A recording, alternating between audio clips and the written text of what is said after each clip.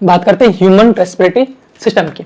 तो इसमें अपन बात करेंगे एयर का पासेस कहाँ कहाँ से होके जाता है। अपन सांस लेते हैं, अपन एयर ली तो उसका पासेस देखते हैं, ठीक है। तो सबसे पहले अपन एयर ली तो एयर कहाँ से आएगी, नोस्ट्रिल से। नोस्ट्रिल क्या होता है, देखो नाक से होके, नाक में आपके छोटे छोटे छेद हैं, उनको क्या बोलते हैं, नोस्ट्रिल्स।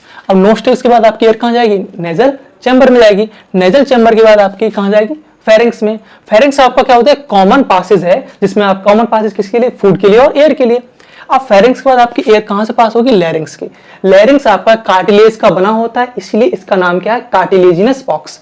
लैरिंग्स में वोकल कॉर्ड्स होते हैं, जिस वजह से हम आवाज निकाल पाते हैं, मतलब साउंड प्रोड्यूसिंग कौन होता है, आपका लैरिंग्स होता है, इसलिए इसका नाम साउंड बॉक्स भी होता है।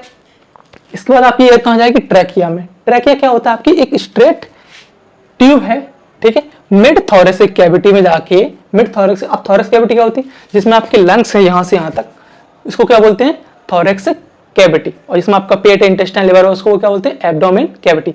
तो थोरेसिक कैविटी में बीच में जाके, मिड थोरेसिक कैविटी में जाके level of fifth thoracic vertebra. अब फिफ्थ थोरेसिक वर्टिब्रा, वर्टिब्रा क्या होते हैं, जो आपकी रीढ़ की हड्डी होती है, ठीक है, वो छोटी छोटी हड्डियों से मिलकर बनी होती है, उसको बोलते हैं, एक हड्डी को बोलते हैं क्या, वर्टिब्रा।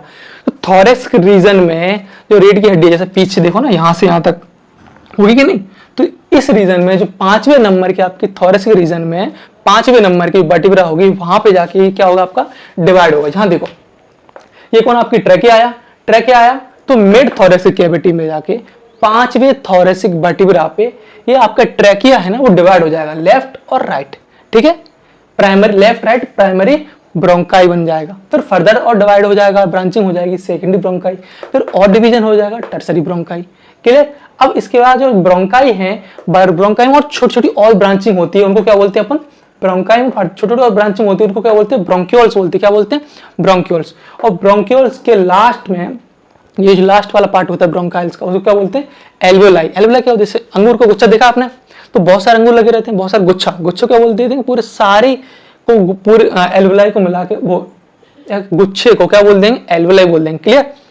अब देखो एक यूनिट की बात की जाए, फिर एक अंगूर की बात की जाए, तो उसको बोल देंगे एल्वियोलस। ऐसे लंग्स में गुच्छे होते हैं, बहुत सारे छोटे छोटे एयर सैक होते हैं, बहुत छोटे छोटे गोल गोल गोल गोल स्ट्रक्चर होते हैं, उनको क्या बोल देते हैं अपन, एल्वियोलाई। बहुत सारी को एल्वियोलाई बोल देते हैं, और एक को बोलेंगे तो एल्वियोलस बोलेंगे, क्लियर।